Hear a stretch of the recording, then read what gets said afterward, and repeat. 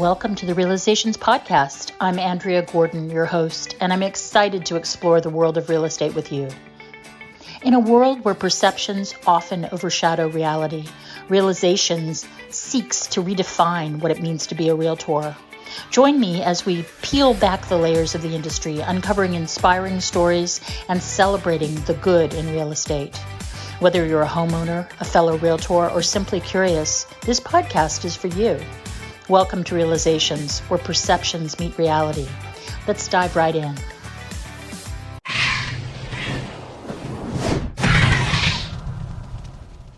Hi, welcome to this episode of Realizations.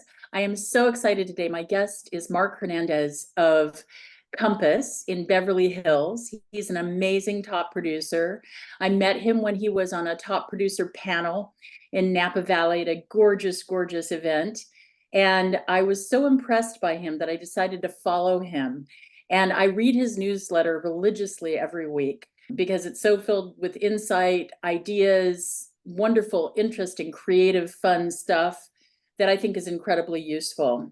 So hello, Marc. Welcome. Hello, hello. How are we doing today, Andrea? We're doing just great. And I wanted to talk with you about your career and how you got to where you are. Can you give us a little download on how you ended up being the amazing agent that you are at Compass? You're very, very kind. I got my career initially in commercial real estate.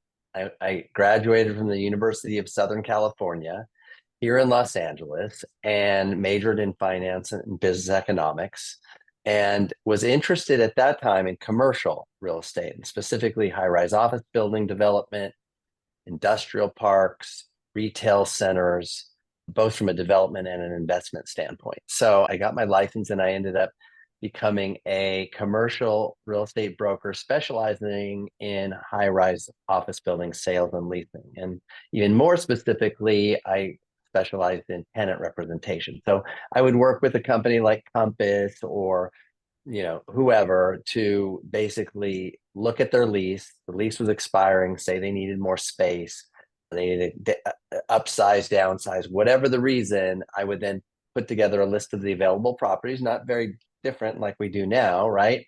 And show them the opportunities out in the market, show them the lease rates and the floor plans and the tenant improvement packages and all of this.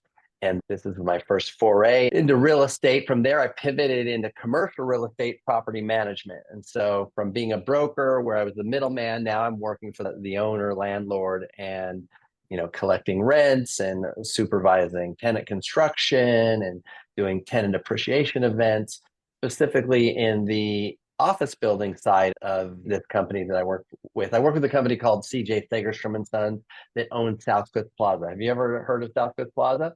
I have, absolutely. It's one of the top high-end retail destinations in the country. And so I started managing their office space and then eventually went over into managing the retail space.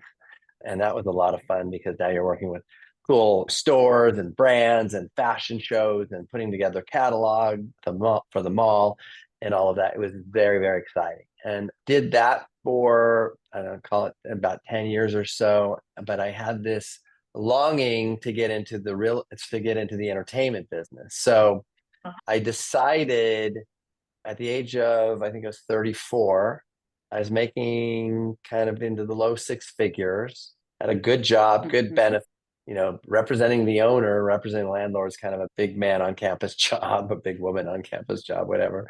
But, it comes with clout, let's say that. And I decided to walk away from that and go to chase my dream of being a literary or talent agent. And so I started in the mail room at United Talent Agency in Beverly Hills. And that was paying $350 a week. So imagine you're 34 years old and you were making about 110, and overnight you're making $350 a week. My parents thought I was crazy. I don't think they were too pleased with the idea, but I told them that I could reinvent myself and drop down one ladder and climb the next. So I did that, and it was the best thing I've ever done. I learned how movies are made and financed and distributed and packaged.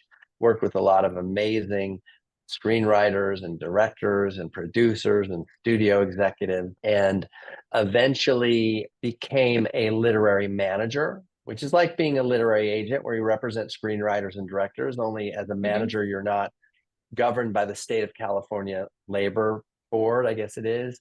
But I still had the opportunity to sell spec scripts and get people work doing writing assignments and rewriting assignments. I did that for about 3 years, no, maybe a little longer, maybe five, but three of the five, I started my own literary management company. It was called Crescendo Entertainment Group. And you're talking to the group, and it was just me and a phone and a computer in my apartment. And the first year I did well. The second year I did pretty darn good. And then the third year there was an impending writer strike, and my business imploded. So at that point, it was around 2004, and I Hmm. saw that AOL dial-up was behind us and broadband was upon us, and transfer speeds were up, and so now entertainment was kind of jumping from the cinema screen to the computer screen. And it wasn't quite into mobile yet, but I kept my connections in the entertainment world, and I went to work for a company that specialized in technology, advertising technology for entertainment. Hmm. So whereas remember when you used to see the banner ads and they were static and it had an advertisement? Well, back in 2004, there was technology where you rolled over that banner ad, it dropped down, became a big panel, and now you could see a movie trailer, right? Right, So that was the right. product I was selling. Long story short, I worked in advertising tech in the entertainment space for a few years. And then I landed, for me, was the job of all jobs. Um, it was so much fun going after this and pursuing and studying and cramming. But I said to myself, I'm going to get this. And I landed the job being the national advertising sales director at Fox Television Network and American Idol. Whoa. Yeah, that went along with all of our ancillary channels like National Geographic Channel and FX and Speed Network and Fox on Hulu. And so it was a lot of assets, a lot of ads, a lot of integrations and sponsorships. And my team of, I think the team was 13 strong, with teams sitting in New York, Chicago, and LA. And we traveled all over the country selling to Fortune 1000 brands, our real estate, which was on the computer and eventually then on mobile. And so when you watch a show on your iPhone and all of a sudden you get an ad break and you see an advertisement for Coke or Palmolive, Dove soap or McDonald's or whatnot, we were selling that ad space. Um, Hmm. did that for about 7 years, and then Fox was in it. I mean, American Idol was in its 14th season. The ratings were starting to drop. So the company became very bottom line conscious, and they decided to do a reduction in force. About 25% of us were packaged out. And, of course, it's bittersweet, but that's business. And it was also a wake up call that corporate life doesn't last forever. I think I was 50-ish when Hmm. this happened. And I had a young son named Lennon, after the guy that's on the print Most behind me. excellent. Most excellent. Yes, he's an amazing guitar player and singer. He wants to be a rock star. He really does. And I don't doubt that he will be. So anyway, I wanted to have the freedom to spend time with Lennon and my wife and go to recitals at school and, little Be a human events that they being, had and right? stuff. Yeah, exactly. And you can't, when you're working the corporate world, you can't always be that human being. You've got to be at your desk, on a plane, in a meeting. And if you're not, it's like, where's Mark? Right. So anyway, real estate, reactivating the real estate license once it was packaged out made a lot of sense, because I knew a lot of people in entertainment, a lot of people in advertising and creative agencies and technology. And so I could make a good living. I could serve others. I could have the freedom to do my business from wherever I had phone connect or Wi-Fi connection, and also be with my family and my young son. So anyway, I got my license. I started at a small boutique that was only West Coast based called Telus Properties, and that was a great experience. Telus was acquired by Douglas Elliman, I was with Douglas Elliman for a couple of years, both in Beverly Hills. I've always been a Beverly Hills based agent, even though I covered the entire Los Angeles, greater LA area. And then Compass came a calling and recruited me, and I loved what I heard and saw. And it's been amazing ever since I've been here. I love the leadership of Robert Refkin and all of the leaders at the company and the regional directors and sales managers and the agents and the culture and the technology. There's nothing like it. There's nothing like Compass. And I absolutely am honored to be here and love being a part of this organization and being able to work with and meet and collaborate wonderful agents like yourself. Oh, thank you. So I like to think that if somebody were to start a real estate company and hire creatives from theater and film and TV, it would do incredibly well because we face rejection, we face problems that we have to solve. A lot of our jobs are just problem solving. You know, I come up through theater. I was a theater director Nice. until I was 40. I directed all over the country. Love My that. last job, I was the artistic director of the Eureka Theater. And I walked into my first board meeting and they said, "We are so happy you're here. And we have to tell you, we don't have the budget to pay you." So I enlisted a couple of my friends, Benny Ambush from Oakland Ensemble Theater and Lane Nishikawa from the Asian American Theater Company. And we job shared a free job and tried to pull the theater out of financial hell, and it didn't work. And I finally just decided I'd had it, honestly, and got into real estate myself. So I hear what you're saying loud and clear. And it seems to me that real estate is an amalgamation of so many things. Like you scratch a realtor, there's a place in real estate for any person. And it also requires an incredible complex skill set, which has to do with being empathetic, understanding human emotions, and also sales, being able to do Yeah, sales. I percent. also did high tech sales myself, and I worked at an advertising agency. So you and I have a lot in Which common, and we'll one? take Hal Riney and Partners in San Francisco. Of course, I know Hal Riney Partners. Yeah, we I called on was him. there. I was there briefly. I was their in-house casting director. So if you saw this, the Saturn ads, the dog in the ads was named after my Yeah, dog, Emmett, because back then we all did no crazy way. stuff.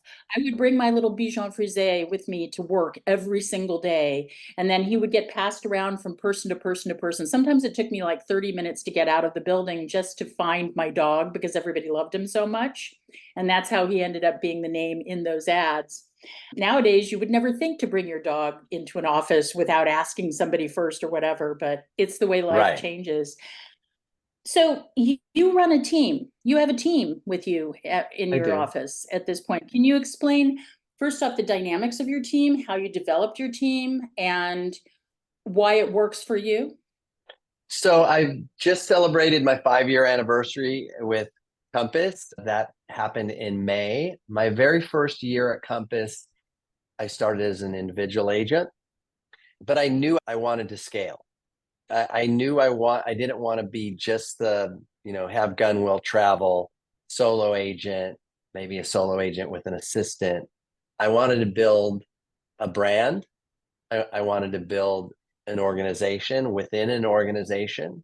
And I wanted to be able to recruit, train, guide, mentor agents the best that I can to help them get their business, to lift their businesses, but also scale the business for the Marc Hernandez group and have a camaraderie together, because it can be a lonesome business. I'm a very gregarious person and some people aren't, but it can be a lonesome business. And particularly so when, say you're it's an individual agent and you have 2 escrows and 2 of them cancel that week, sometimes you feel like you're the only person on the planet, right? And I think it's good to have that esprit de corps and that bond and that support that you have with a team, with a group, where everyone can be there for each other, all for one and one for all. There you go.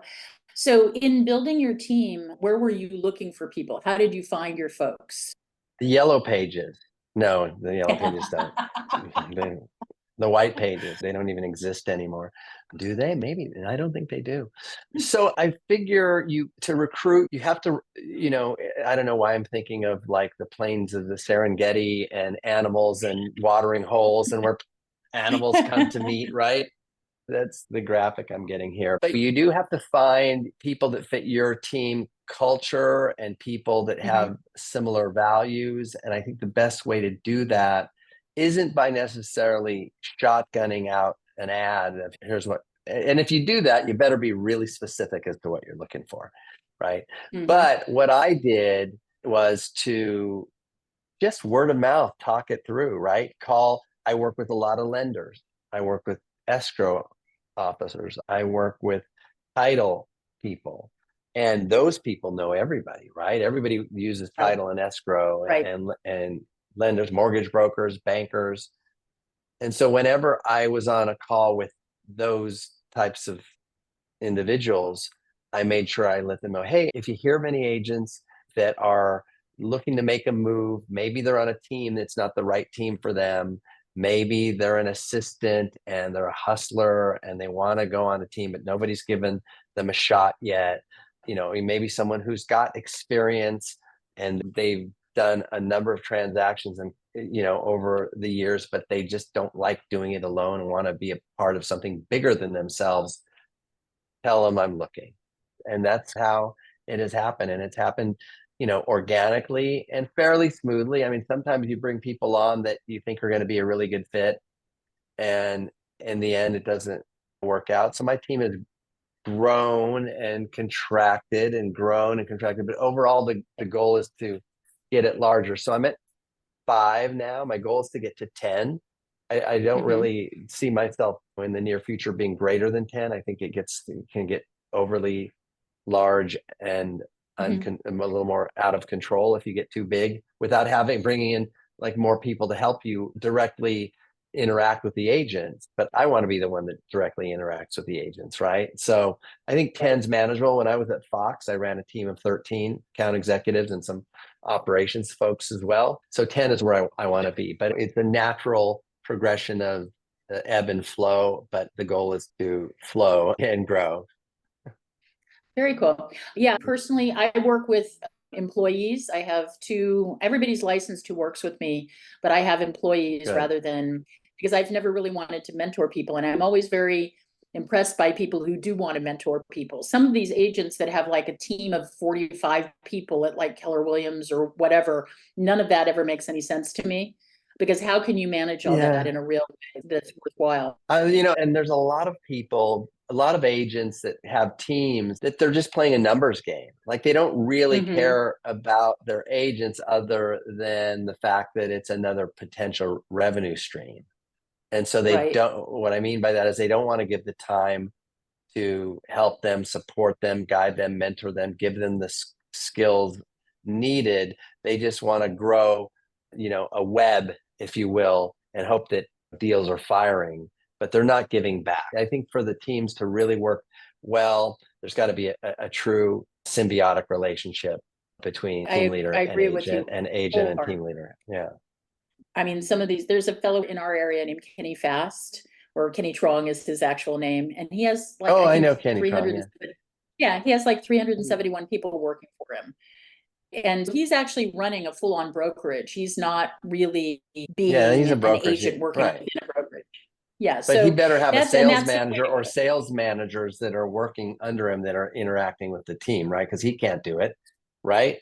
I mean, like Robert Refkin, right? Robert Refkin runs a national brokerage, but he has regional directors and then sales director, sales manager, and he's got the staff in place to do that. Right. And Robert is kind of singular. I mean, he actually picks up the phone and calls me. He does. He visits, he travels, I don't know how many days per year, but it's a lot to go into market and to go into offices and to meet people. And he's put so much on the line for his agents. And he's always there. I get calls from him on anniversaries and he calls agents when they come on board. He's so involved, like nobody I've ever seen in not only in real estate, but in many other industries as well. No, he's an absolute brilliant businessman. And he is, and the principles of our company are so profoundly beautiful. I actually bought a copy of the principles and I have it over my desk in my office because I believe in Nice. them so profoundly. The biggest one being Have you dream. read his book? Yes, of course I Dream have. Big. Yeah. I The book is actually, I great. actually have given his book out to a bunch of agents that have interviewed with me or have worked with me on I varying love that. things. As just as a present, I sometimes do that. So moving back to this, would you Oh, say, really quickly, can I sure, digress for a minute? sure. The guy that you mentioned, Kenny Trong, why did he say he goes by Kenny Fast as well? Yeah, he calls He's got himself like an fast. alias or He, something? he calls himself fast agent. And so there are a bunch of bus benches around town that say fast agent on them. And it's like code for his company. It's a That's huge, funny. when he's got it going, he really does. I think his Ferrari was stolen, but he used to drive his Ferrari into his big, huge warehouse like office place. And it just sort of lived there. It was kind of, Oh my God, that's funny. That anyway. is funny. So I was going to ask you a little bit about your volume on an annual basis. Where do you fall? What is the volume that your team does? Yeah. Oh, over the last five, let's just say this, over the last 5 years, it's averaged probably about 50 million. Hmm. The last year it hasn't been as great. I mean, the market, the transactions are down, but that's where we are volume wise. So you are in Beverly Hills, you're experiencing the same thing that we're experiencing in the San Francisco Bay Area, where the market has been Everyone's terrible. experiencing it. Yeah, We're all experiencing it everywhere nationally. Yeah, transactions are down yeah. nationally.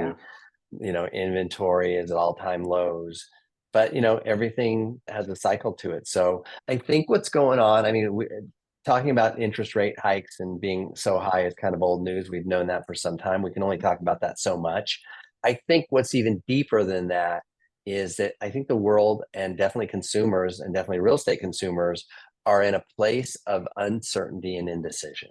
Hmm. We're seeing buyers cancel escrows at a greater rate. I think typically it's 1 out of every 5 escrows is canceling. Now it's Hmm. 1 out of every 4. We're seeing listings that have been on the market that aren't moving, and they're taking them off the market or deciding then to rent. I think with the Yep. election being a big question mark, the war Hmm. in Gaza, the war in Ukraine, there's just so much up in the air right now. And so people aren't sure what the right next move is. So Right. I think that's kind of what we're working through right now. And I think Yeah. the Fed had, I don't know if they promised, but they mentioned or set the expectation of 6 rate decreases in 2024. We haven't seen one yet, but we're feeling optimistic that we're going to see one in July or August or maybe even September. But I think all we need to see is just one, right? Because if Exactly. we just see one, then because they've gone up, now they're flat, but how does the consumer know they're not going to go up again? Right. Correct. Correct. So I think that's why they say we're in a sideways market right now. And that I think that one decrease, even if it's small, I think is going to set a new normal in the minds of consumers. Mhm. And I think it's going to bring more people back onto the playing field. I hope you are right. I believe that what you said about the promised increase, rather decrease in interest rate, I think that set buyers back on their heels going, wait a minute, I don't trust this. And I think that Yeah. I think in our area in particularly, which is a large, I'm from Berkeley. And so our area in the last election period went down like 8 just because people were worried, very, very worried. And I think that uncertainty fuels people just staying away from buying something, especially when you have a market where, our median house price in Berkeley, our median house price is 1,284,000. In Oakland, it's 1,058,000. Crazy. So because of that, you have to be so certain of your economic capability that before you plunge in, that the condo market in Oakland is basically dead. There's nothing going on in there right now. Really? Yeah, even really beautiful stuff down by Jack London Square, beautiful loft style spaces. You see them on the market for 40, 50, 60, 80 days. Wow. So it's been a little bit of a tough period. And I think it will change exactly as you say Yeah, I when agree. interest rates make any kind of a move whatsoever. What do you now? A large part of this podcast is for our viewers to understand, first off, the humanity behind real estate. Secondly, the complexities in real estate. Now, you're a person who has an incredible breadth of knowledge from commercial real estate through to residential real estate. You're a broker, I'm going to assume. Am I right? Do you have your broker's license or are you a realtor? No, I'm a sales agent. I'm an agent. That's Yeah. what I made that choice myself because I wanted my brokerage to have responsibility like that. And in your work, you are mentoring people on a regular basis, you're explaining Yeah. things to consumers, you're getting them to the right people who know how to do the right inspections on particular properties. You know how to walk into a house and smell if there's a water smell there. You know what to talk to somebody about if you think there might be a drainage problem or if there might be a pool problem or a neighborhood nuisance. You're aware of all of those things. And I want the audience to understand the level of complexity of what it is that we do. Now, one of the things that drew me to you in particular, and now that I know you a little bit better, was your newsletter.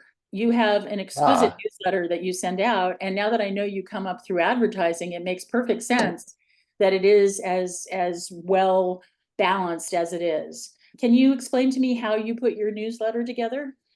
absolutely. That's very kind of you to say that you're a fan, if I can say it. My newsletter. So I'm a creative person. I don't like to do what others do.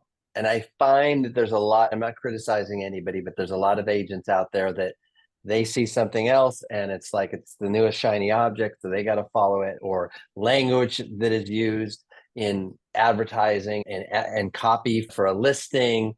It's copy and paste of everything. And I think it's important to be yourself and to find out what makes you tick or what makes me tick creatively, right? And maybe some people aren't as creative as you or I, but to me, it just made sense that I needed to do a newsletter that was about, and if you look at my Instagram as well, my Instagram is the Marc Hernandez. If you go and you look at my feed, it's a collage. I mean, I'm calculated onto the next, what I'm going to post on the next post in that feed, while even looking at what the color scheme is of the one before, right? And because I want it to have an artistic like quilt about it, right? Mm-hmm. So back to my newsletter, I wanted it to be different. I wanted it to be creative and artistic. I wanted it to be using a term we used to use at Fox for short clip content, snackable content. And my goal is that if you can pick this thing up at a red light, we shouldn't be driving. I'm not condoning making newsletters that are for people that drive, but at a red light and look at 3 panels and get a paragraph and say, you read, you got it, you read it, you responded to something. That's snackable content. Right. I get a lot of newsletters and we get so many emails, you know that, right? And our attention span and our time tolerance for responding to emails is so short, right? If I get like, even if you and I are emailing and it's like a couple sentences, and then the next one, you send me 2 big paragraphs, I may have to triage that for a while, right? Because I don't have time to get it. I may, okay, put it on the star, Google, Gmail star, and I may get back to you in a few days or something, right? Because I got to find the time to really hunker down on that. So anyway, snackable content. I wanted the content to be very short, a few sentences, but something that gives you an aha moment, like, wow, I didn't know that.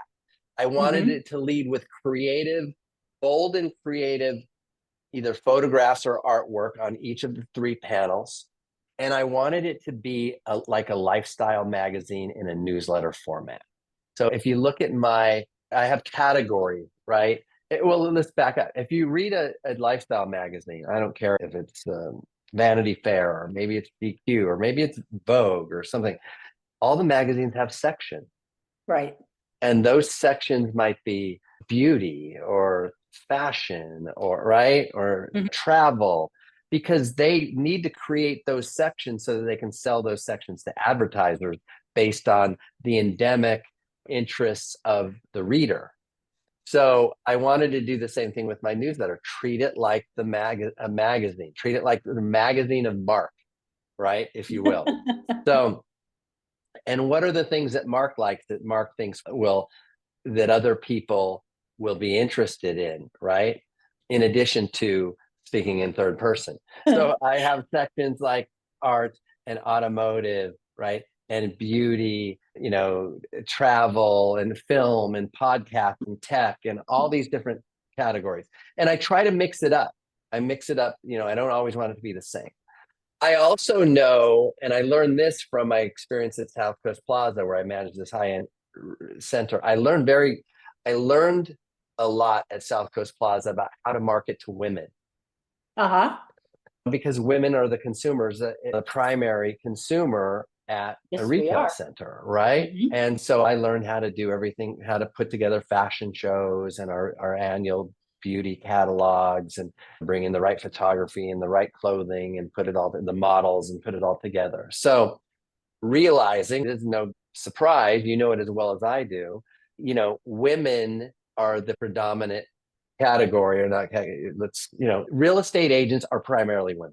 70%. Right? 70% Thank you. of realtors are women. I needed that. Less than 9% of the executive offices are held by women, by the way. Just want to point that out. Oh, wow. But 70% of realtors are women, right? Mm-hmm. Mm-hmm. So that's my audience, especially when I want to meet new agents and have them like my newsletter. When it comes to the consumer, I don't know if you have a data point for this, but women primarily make the decisions in buying a property. What? Right? Happy wife, happy life, happy wife. That's the phrase. Happy wife, happy life. Women, if they're single, are buying the house themselves. If they're in a relationship, then they're predominantly making that decision or influencing that decision. Mm-hmm. So I can't discount my bros over here, right? I got to have some male content in there, and I do. Yes. But it mainly my newsletters have a slightly bent feminine slant to them, with male slant as well. So those are probably the main things. To have fun. I wanted my newsletter to be fun. I want it to be open. I want it to be shared. I want people to email me and say what they liked about it. And I can't tell you how gratifying it is for me to post something and someone said, oh, I watched that show with my significant other and it brought emotion, we cried, or da-da-da. Or, I remember buying that toaster that you promoted, or whatever, whatever it is, or a travel place. Oh my God, we went to Positano and time of our life with my family when I was a little kid, or whatever. But I get so many nice letters. It creates a human connection. It also it's a human connection. You as the authentic person that you are, that I know just from the little that I know of you. And thank you so much. You're just wonderful. And when you were describing what you have done with all of this, it just shows the level of care, concern, consideration, and the meticulousness with which you present your materials. And most of real estate in this day and age is marketing. I hate to say it. It's not just 1,000%. We're no longer driving clients around in our cars. They drive in their own car. You show up there. Right. We're no longer expecting people to see it for the first time at an open house. What's really happening is they're going online, and they are looking online for 6 months before they even walk in the doors of anything. So you have to grab them by your marketing. And so on top of all the people skills that realtors are supposed to have, we also are kind of de facto marketing companies, putting out our listings and also branding ourselves and putting ourselves out into the world that way so that people can find us. Marc, what a wonderful, wonderful time I've had talking to you today. I think you're just an exquisite human being, and I'm so excited to know you. And I'm going to get to know you better offline. But what I'm going to ask you to do for now is, can you tell our listeners where they can find you if they want to work with you and your team? Absolutely. Thank you so much. This has been a real treat for me too. And I want to definitely continue our dialogue, and you've made my day. You really have. Oh. And as far as reaching me on Instagram, I'm the Marc Hernandez. Marc is with a C. So the Marc Hernandez. And then if you'd like to shoot me a note, I'm at marc.hernandez@compass.com. And I'd love to hear from anyone that this the podcast touched in any. You're lovely. All right. Thank you, everyone, for this episode, watching this episode of Realizations with Andrea Gordon. I look forward to our next one. Thank you, Marc. You're wonderful. Thank Be you, well. Andrea.